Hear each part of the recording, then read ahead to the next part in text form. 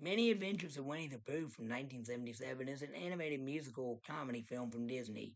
It's about Winnie the Pooh, and it consists of three short films from the 60s edited together into a feature length movie. Because originally, when Walt Disney made the first short film, he wanted to do a feature length movie, but he decided now just do a short film first.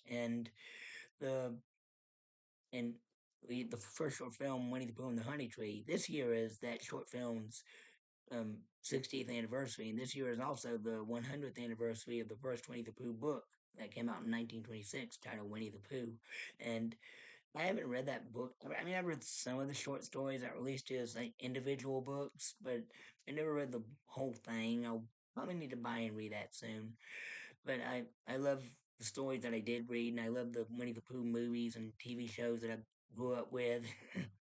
it, they never fail to disappoint. They're funny, they're heartwarming, they're jovial. I mean, you can sit down with your kids if you have kids and watch it with them. If you haven't introduced them to Winnie the Pooh, what are you doing? I mean, there's nothing you have to hide their eyes or ears from. Just wholesome family entertainment.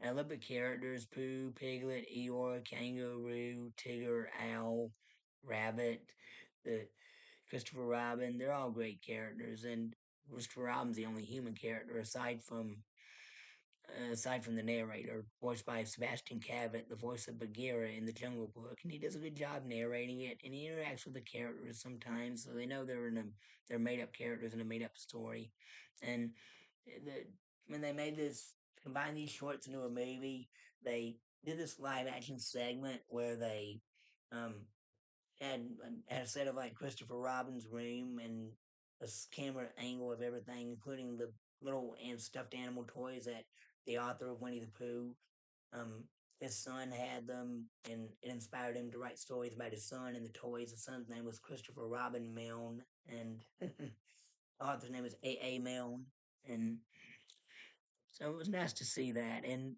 there's some like live action shots of the narrator turning the pages, and although the pictures in the book are like animated animations for the movie, and it, I love the songs in this movie. The by the Sherman Brothers, just that were also in the shorts. Winnie the Pooh song, the Tigger song, Heffalump and Woozle song, they're all great.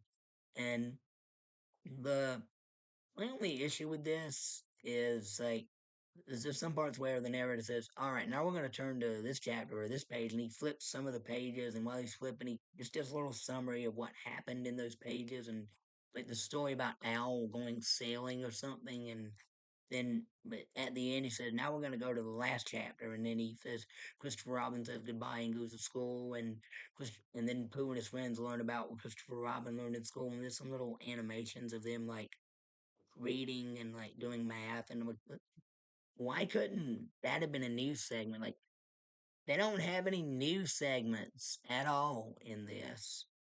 And it's great that they made all those three shorts into a movie like Walt Disney wanted, but you could have as an extra, you could have added more animated short stories into this, but you didn't. I know they did with A Day for Eeyore in the 80s, but even in the home media re-releases, none of the re-releases that's not edited into this one.